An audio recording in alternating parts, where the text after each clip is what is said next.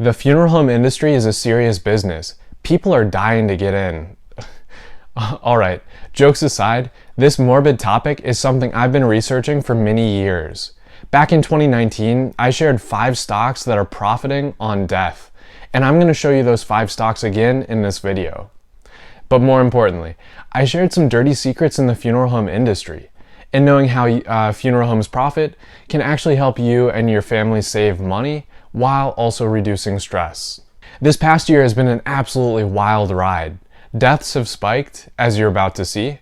From COVID alone, the US has had close to 600,000 deaths, and that number is unfortunately continuing to climb. Worldwide, deaths from the pandemic have topped 3 million. But even before this deadly spike, funeral home businesses were profiting from a huge trend. The world's population is up roughly 400% over the last century. As a result, more people are dying on a nominal level.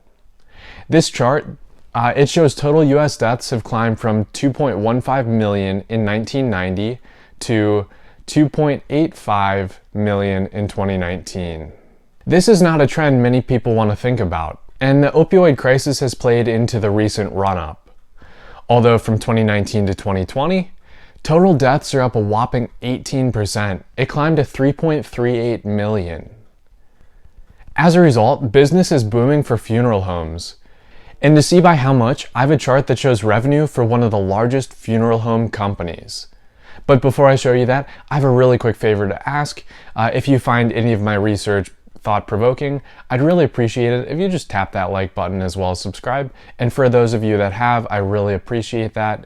It helps me out and it helps other people find these ideas. Alright, one of the largest funeral home companies is Service Corporation International.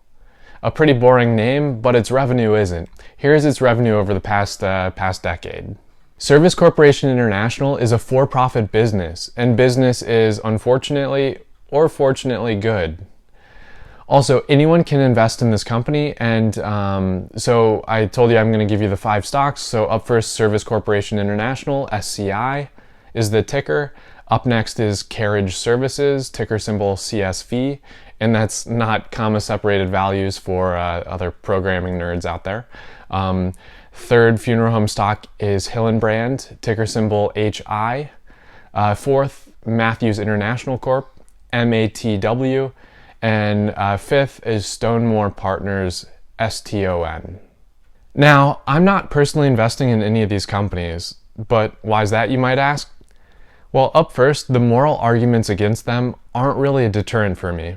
Heck, I've invested in Altria Group, a tobacco company, and ExxonMobil, a fossil fuel giant. And on those positions, I'm actually seeing some solid returns. I'll link to a video I did on asking the question if I should sell my ExxonMobil stake. I'll link to it down in the description below. Instead, I think there are better investing opportunities, which if you stick around, you'll see when, where, and why I'm making new investments. Alright, let's get into the big takeaway with the research today. As mentioned, these funeral home companies are for profit. They do all provide essential services, many of them are great services, although the funeral home industry is busier than ever selling its services to very vulnerable families, many of whom really aren't in a good position to make smart financial choices. Like most for-profit businesses, funeral homes often push their expensive products first.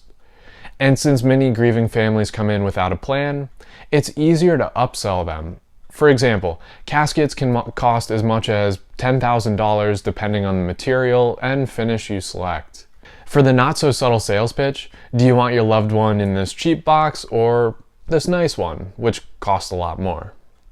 If there isn't a plan in place beforehand, some families are talked into more expensive options. And speaking with a wide range of people, many walks of life over the past few years, most people are fine with the cheap options to send themselves off into the afterlife, or their lack of. In fact, cremation is gaining in popularity. To avoid traditional funeral home expenses, more people are opting out of normal viewings and burials. Embalming wasn't even really popularized until Abraham Lincoln's death in 1865. They paraded his body from Washington, D.C. to its final resting place in Illinois. Personally, I'm leaning towards an urn that creates life. These are biodegradable vessels containing ashes and a seed that will grow into a big, beautiful tree. Heck, there's even a Swiss company that turns cremation ashes into real diamonds. They're identical down to the molecular level. I learned about that one a while back reading a National Geographic magazine. There are many options available, and I'm just encouraging you to plan ahead. A simple funeral plan can save your family big money and reduce a lot of stress during a very stressful time. So go ahead and compare your local funeral home's costs, visit their showrooms, and see what options they have available. Then have a frank conversation with your close family members, spouse, children, or friends, and just create an action plan. There are two certainties in life, death and taxes. So plan for both. Thanks for stopping by today. Once again, I'd really appreciate it if you just tap that like button. And here's another video I recommend checking out. And please let me know if you have any comments or questions down below. I really appreciate all feedback. I read every single comment. Thank you.